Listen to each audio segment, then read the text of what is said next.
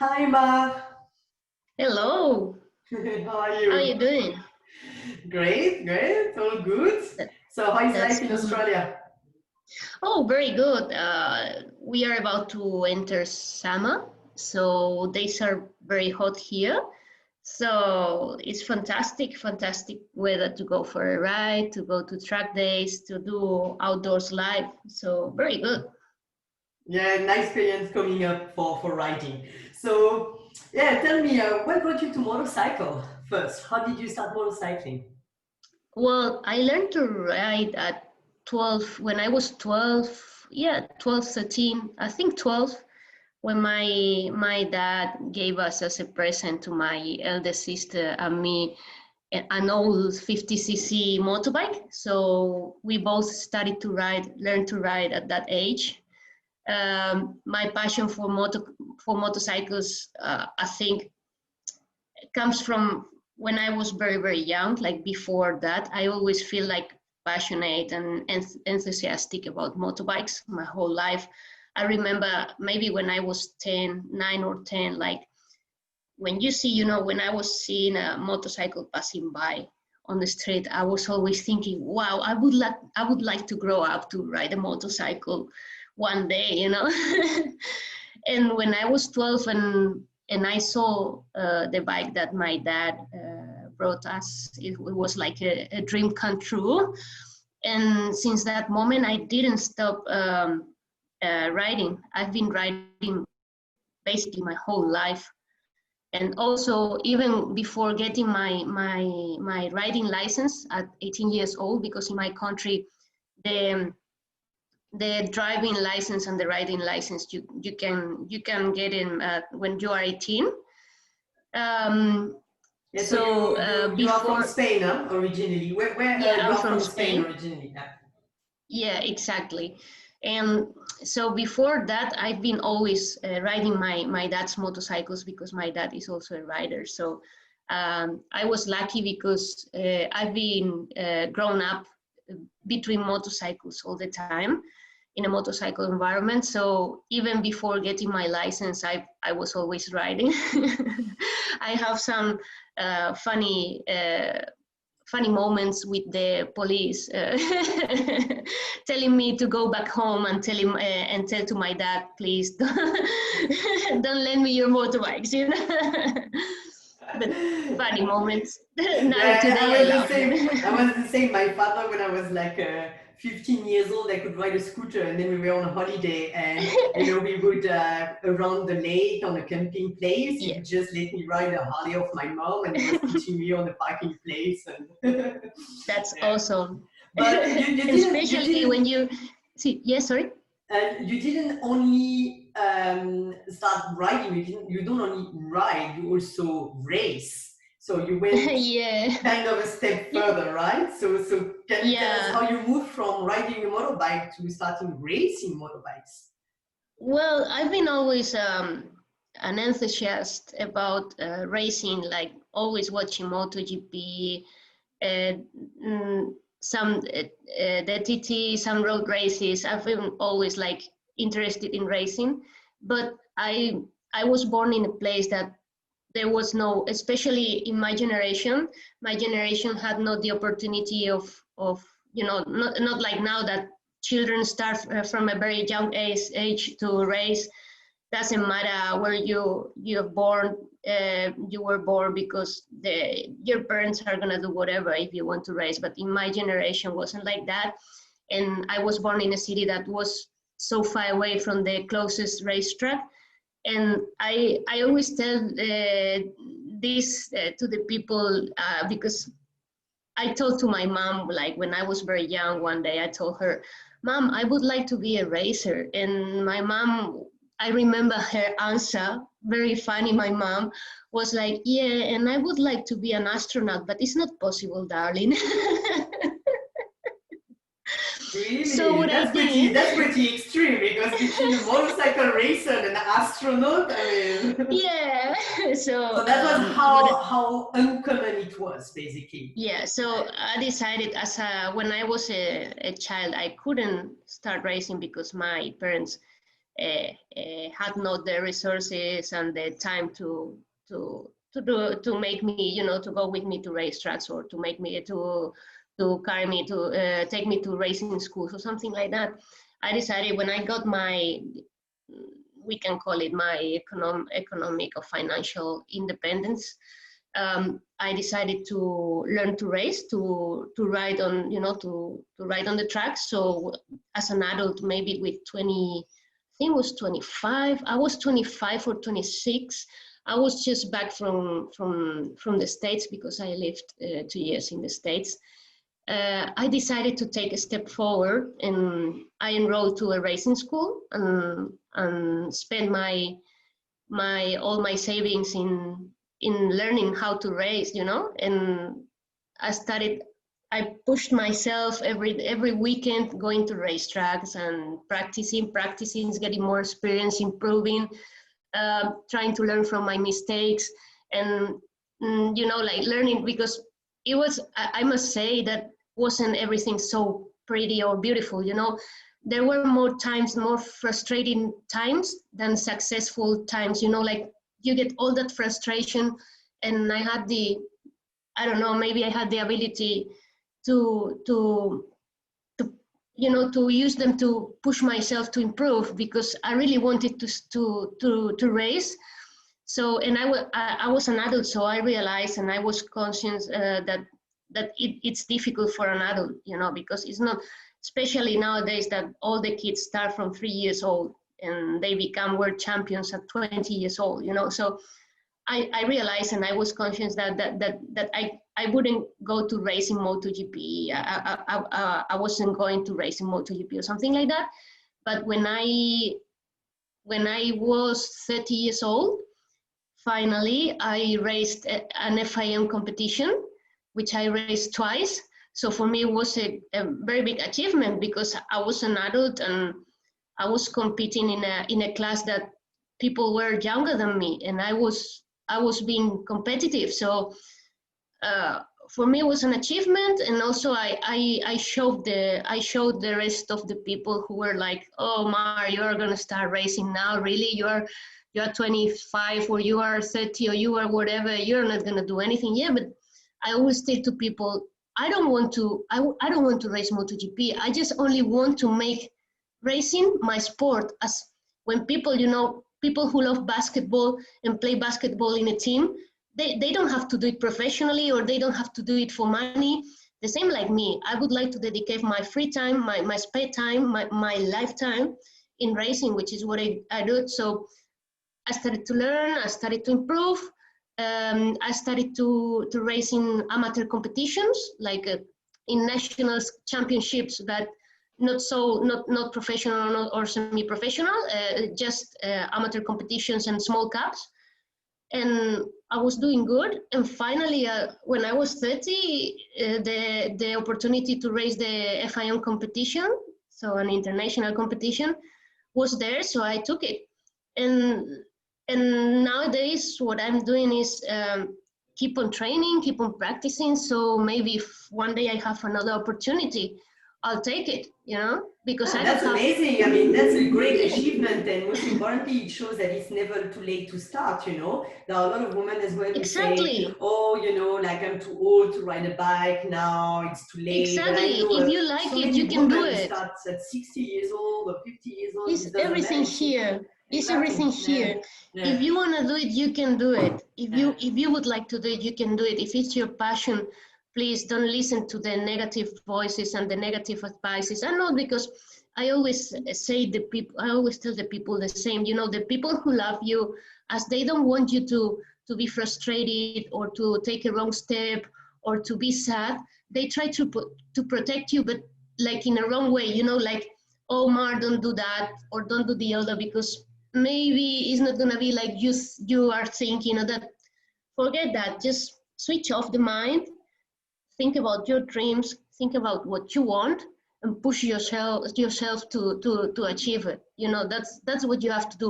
Yes, keep on getting advices from people, but get the you know, the constructive, the critics, the positive opinions, the positive things. just put a barrier or something to the negative things and tell the people, well, whether you like it or not, I'm gonna do it because it's what I want, you know. So it's what you have to do. And in my case, I've been very lucky because especially my mom, my mom hates motorbikes. She had an accident when she was young, so she doesn't want to see any motorbikes. She doesn't want to know about motorbikes anymore.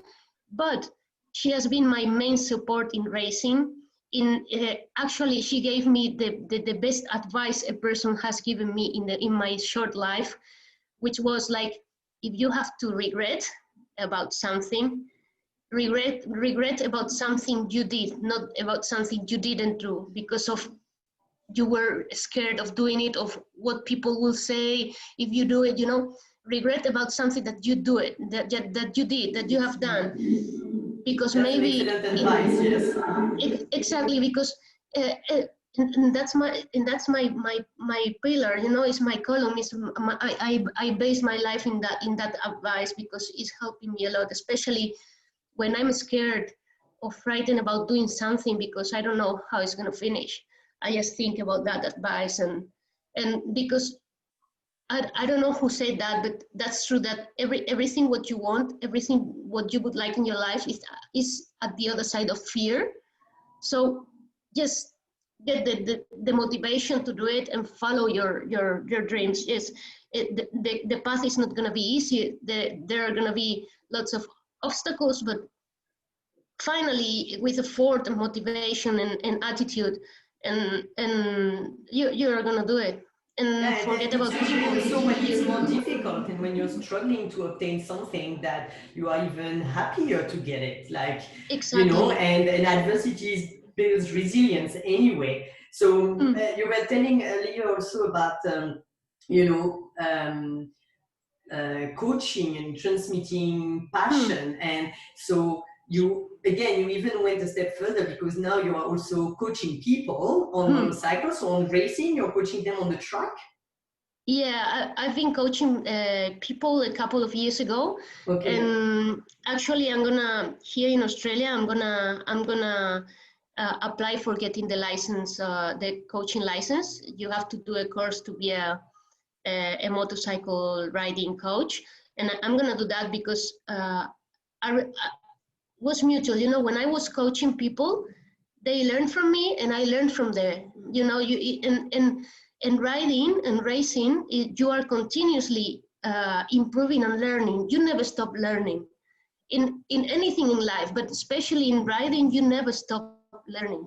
And in racing, it's about improving and getting more experience. And if in this corner I can break 2 seconds later, I'll do it. I'll try, and I'll push myself. I'll try to switch off my brain, because one thing that I tell to my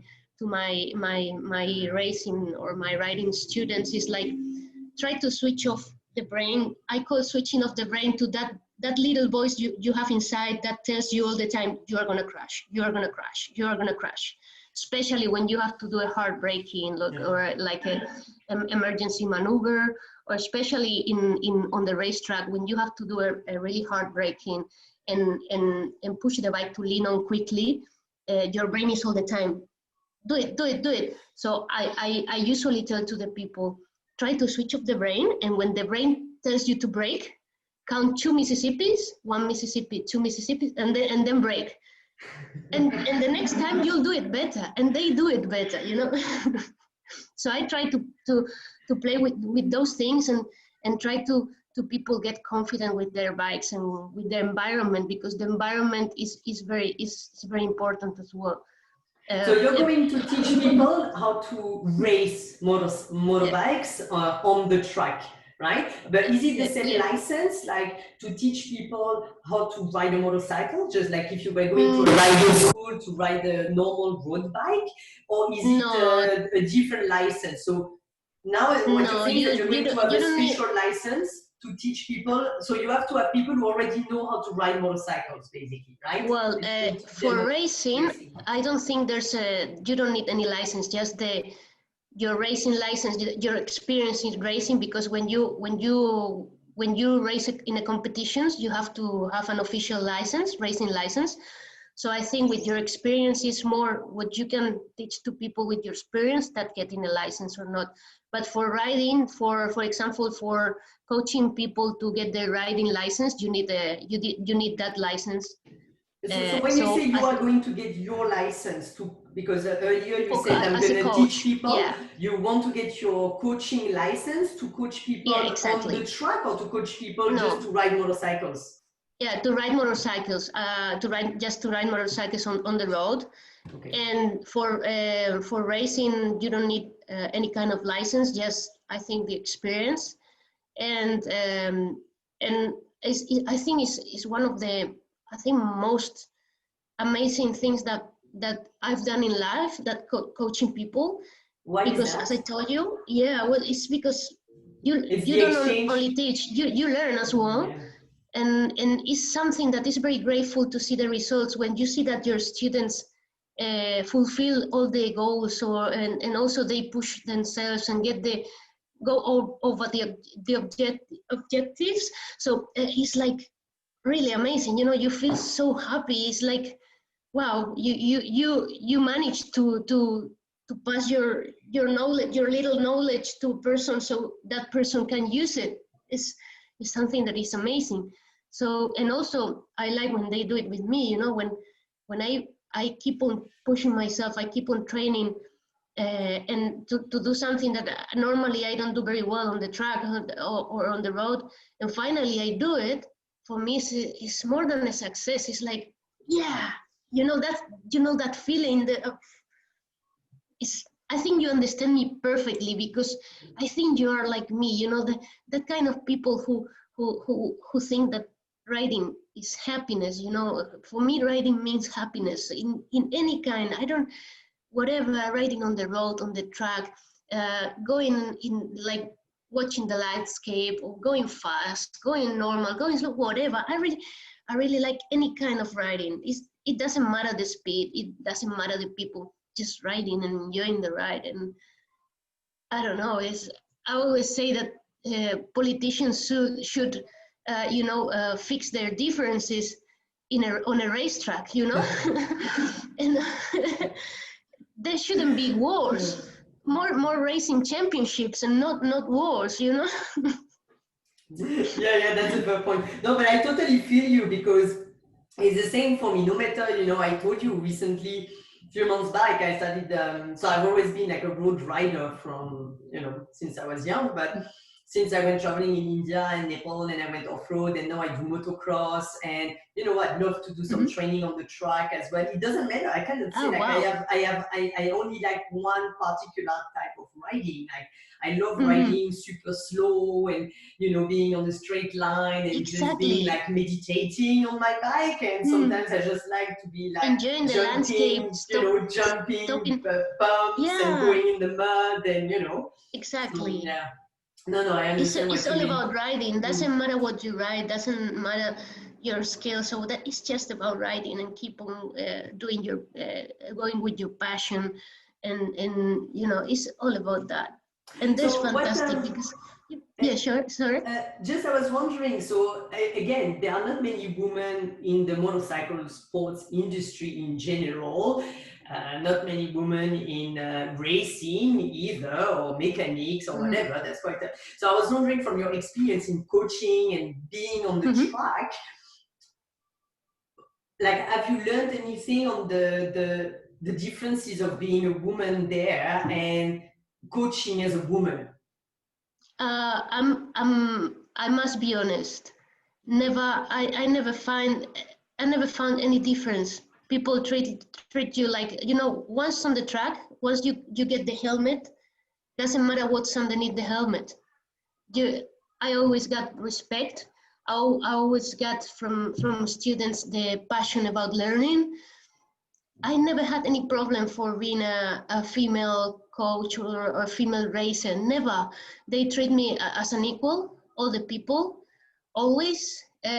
Also the camaraderie and the, the friendship and the relationship between riders, which is normally, it's not like in other sports, like there's a big rivalry. In here, in racing is different. It's like we are all have a good relationship, more or less, but always a good relationship with other riders. And normally we usually train together. You know, like for example, you go to a racetrack and you know that there's one of your rivals live close to that racetrack. Hey, can you go? Would you like to come and train with me? We do it together, and it's. I think I never had a problem for being a woman in this little world, racing world or motorcycle world on the track. And on the other side, any advantages? Sorry? On the other side, did you have any advantages, or do you feel that in a way you had I wouldn't say better capabilities, but how to say, like a little plus in a way of being a woman? Does it No, bring any advantage on the track or in the no, coaching, or nothing. you know, because for example, I know Unequal. the person I'm working with for the motocross classes, it was a Mm-hmm. GP racer, and he's always telling me, actually, women, you're advantage because you know, if you are more petite, to go in the corner and to do this and to do that. So I was wondering if, as a woman on the other side, you felt that sometimes you had some advantages. I never. I'm being honest again. Never had an advantage or disadvantage. All the same, and I will always try to be neutral. You know, I'm always neutral. Like I don't feel like I have any disadvantage to comparing with the other riders. It doesn't matter the gender. I mean, I treat myself like an equal. If they can do it, I can do it. Maybe because my abilities or my way, my personality or my whatever, call it, like, I don't know how to call it, makes me learn quicker or slower some things than other people, and depending, every person is different, right? So Yeah.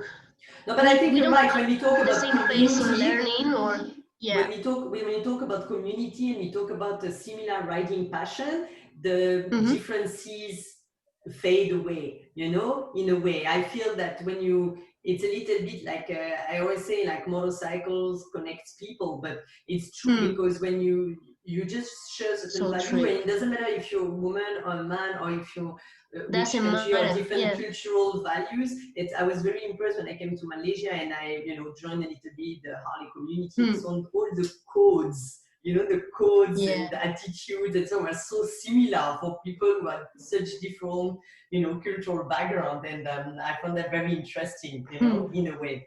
And Yeah.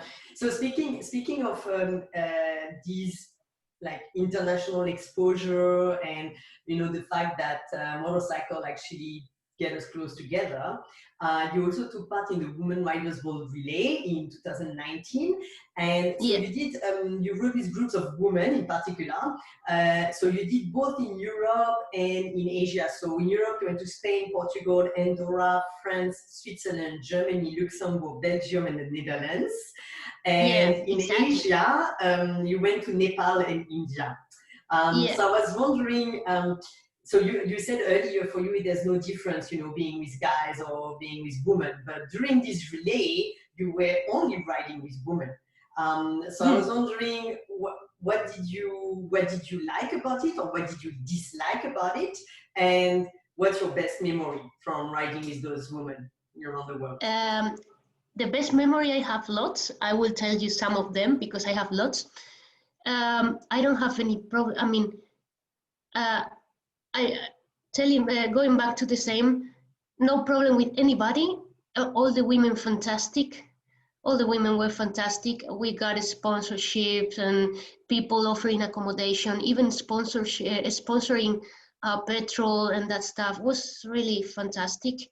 Also, even because I was the ambassador of my country, and also until November 2019, I was one of the admin. I was in the admin team, and everything was fantastic.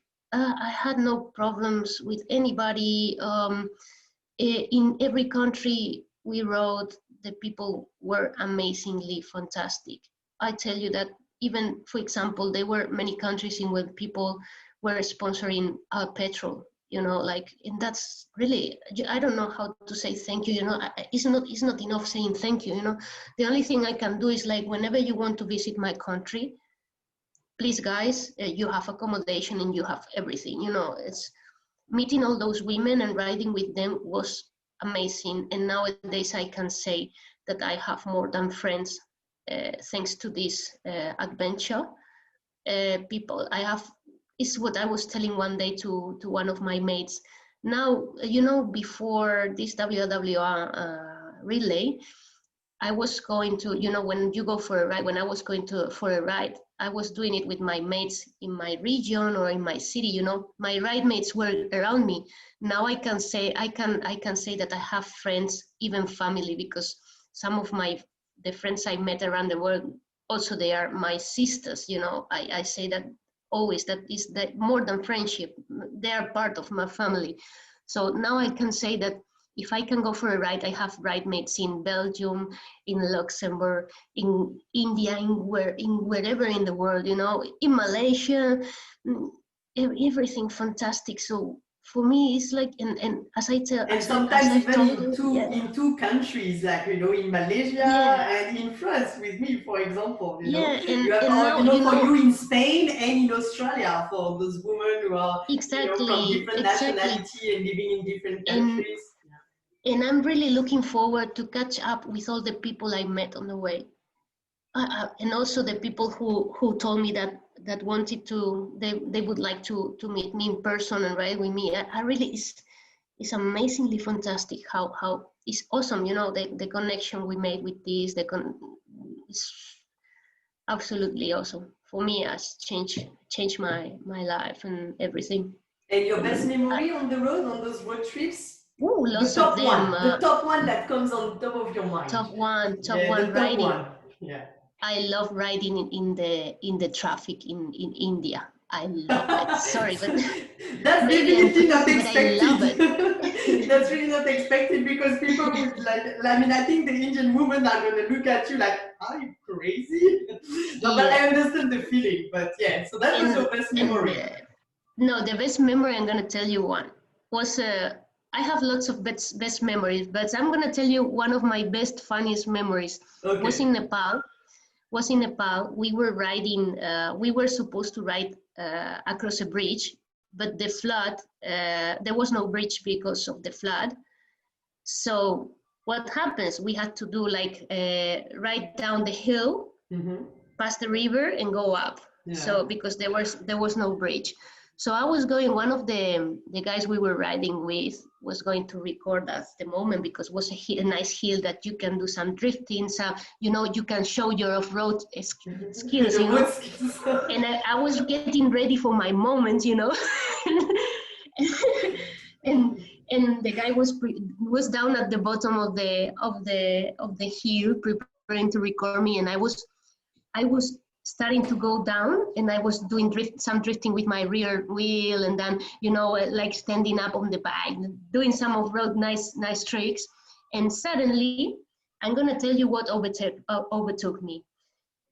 A couple in a 125cc standard bike, like a Bajaj or something like that, you know.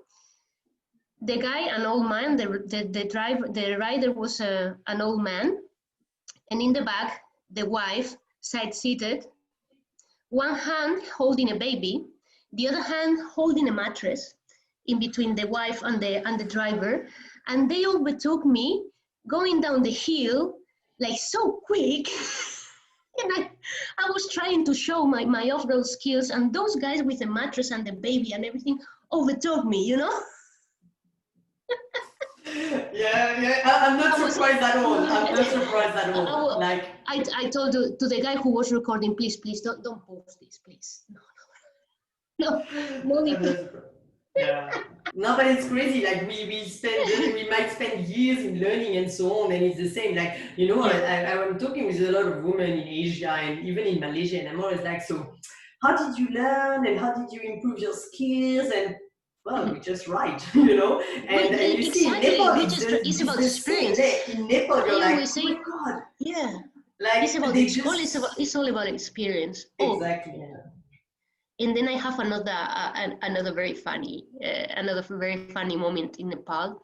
We were going through a beautiful mountain pass called Sinduli, a really beautiful road, and the tarmac was in great condition. So we were doing some, like, not racing, but we were riding fast there, like enjoying the corners and that stuff. And every now and then we have to stop because of the floods. There were like flooding crossing the road, and you have to stop because you don't know the depth of the water, or what's underneath the water. Yeah. And I remember to stop, and in front of us there was a 4x4 with a driver. The driver went out of the car and started to do like this with the pants, it was like sorting in his pants to put and taking out the shoes to put their legs in the water to see how was the depth because he didn't want to be stuck in the middle of the flood. And we were like, okay, where that guy enters the water, let's see what's the less deep part, and we can go by them. It was very funny, the guy without the shoes, because he was riding a 4x4 and he was not confident about the flood. So he went out of the car and took out the shoes and took out the pants and everything to get into the water to measure. But you know, that's very indigenous, that's very ingenious, they just find ways to make sure they don't get stuck. Yeah, because I'm telling you, like, saying when I was in Nepal, getting a bike stuck is a pain in the ass. But getting a 4-wheel drive stuck, that's even worse. Like, honestly, like, they don't want people in those areas, you don't want to be stuck for days, Yeah, and then once in India, in my first time in India, when riding with the WWR, we were leaving Agra, and we were going back to Delhi, and it was a very rainy day because we were riding in July, which is the worst month of the monsoon season, and it was a very rainy day, and we just started the ride, so my bike brakes the brake pads were very wet, so the braking was not very good. And I was trying, one of our riders was a little bit scared of the traffic, so I started to, as she was getting nervous, I overtook her, and I did my style thinking. I call it my style thing, in the middle of the T junction and stop the traffic. I wasn't that lucky because just a tuk-tuk was coming out into the T junction, so I entered and I tried to brake, but my brakes didn't respond because of the water, so I hit the tuk-tuk. But it was very funny because all the women inside the tuk-tuk were like blah blah blah, like complaining, blah blah blah blah blah blah, shouting at me, and I told them, from Spain with love. And the drivers started to laugh, and I was like, nothing happened. And my mate could pass finally because I did what I wanted to do, which was stop in the traffic. I did it. For her to be able to go. So tell me, when these, so last time we discussed, so now you are based, you're originally from Spain, now you are based in Australia, and obviously, so you've been in Australia for nearly a year. And from a year. For a year, not just a year, exactly. You celebrated your 1-year birthday in Australia, right? November 15th, I did a year here. You did it here.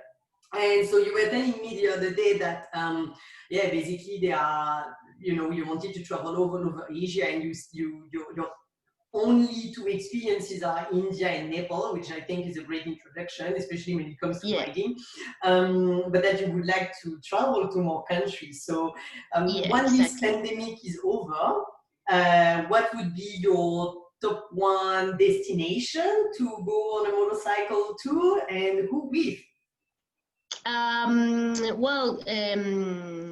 We are planning, Colette and I, we are planning a trip across South America and North America, maybe for 2023, 2022 or 2023, because I cannot, right now I cannot leave the country because I'm with a temporary visa, waiting for my permanent visa. So I'm not allowed to leave the country until I get the full visa, right? So probably will be in a year or a year and a half. So we are planning for when I get the visa and I can leave the country. We are planning a trip across the whole American continent. We would like to do 6 months in South America and 6 months in North America, like doing like a road trip. Not only the Pan American road. We would like to see the wonders of the world. You know what is in the postcards, but we would like to see more. We would like to see where the locals go. We would like to live what the locals do. We would like to, we would like to do it more personal, not touristic, but personal, and meeting riders and riding with people again. And also, I would like to ride Malaysia and meeting you all people, guys. And I would like to meet you in person. And Malaysia is one of my Malaysia and New Zealand are two of my closest destinations that I would like to do as well. Yeah, very different, very different. I mean, I did an amazing road trip myself in New Zealand, and I was by car.